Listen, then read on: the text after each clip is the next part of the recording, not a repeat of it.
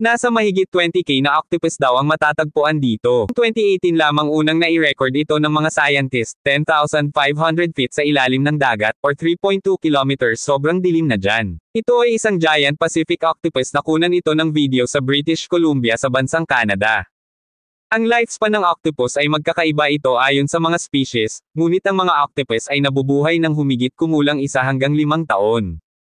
Ang octopus ay may power of elasticity, kahit maliit na butas ay makakapasok sila.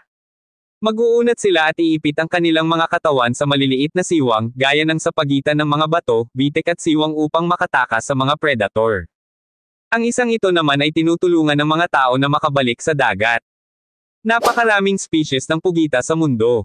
Ayon sa Google meron 300 na species ang mga octopus. 3 ang kanilang mga puso at nabubuhay lang sila ng 30 to 60 minutes pag inalis mo sa tubig.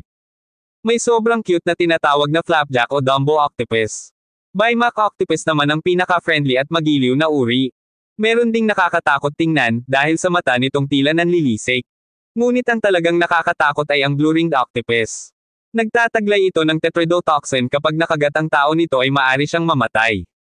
At alam nyo ba, meron palang isang lugar kung saan makikita ang libo-libong mga octopus. Ito ay ang nakakamanghang Octopus Garden. Ito ay makikita sa ilalim ng karagatan sa southwest ng Monterey, California. Nasa mahigit 20K na octopus daw ang matatagpuan dito. Garden man kung ito'y tawagin, ngunit hindi po ito man-made o artificial habitat. Ito ay natural at kusang pumupunta ang mga octopus dito. Kung titingnan sa malayuan ay para itong mga malilit na bola. Ngunit sa malapitan, makikita natin ang kanilang mga galamay. Noong 2018 lamang unang nai-record ito ng mga scientist, 10,500 feet sa ilalim ng dagat, or 3.2 kilometers, sobrang dilim na dyan. Kinakailangan na gumamit ng ROV or remotely operated vehicle. At kanilang na-discover na ang mga pugita pala ay pumupunta dito upang mangitlog.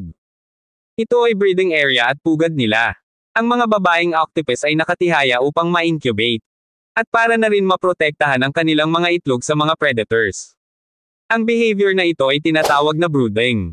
Ang mga pugita na ito ay tinatawag na Mous octopus robustus, o mas kilala sa tawag na pearl octopus. Maliliit lamang ang mga ito, na nasa 4 to 6 inches lamang ang laki. Na-excite at namangha sila sa kanilang nakita. Dahil ito daw ang unang pagkakataon na nasaksihan nila na sobrang daming octopus ang makikita sa isang lugar. Maaring nasa mahigit 20K ang dami ng pearl octopus na nangingitlog at naglilimlim dito.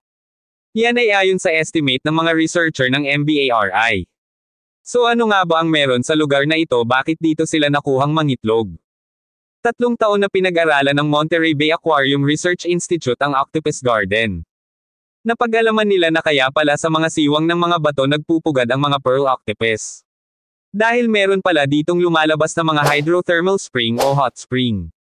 Mainit-init na tubig na sumisingaw galing sa ilalim.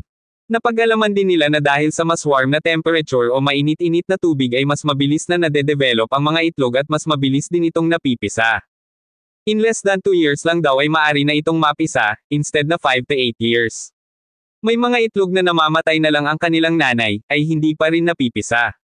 Tulad ng ibang uri ng octopus, ang pearl octopus ay namamatay kaagad pagkatapos mangitlog.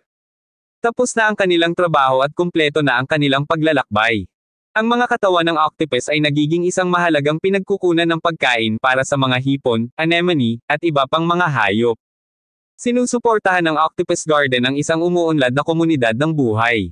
Ang mga mahahalagang biological hotspot tulad ng deep sea nursery na ito ay kailangang mapangalagaan. Pinoprotektahan na ngayon ng Monterey Bay National Marine Sanctuary ang Davidson Seamount at the Octopus Garden.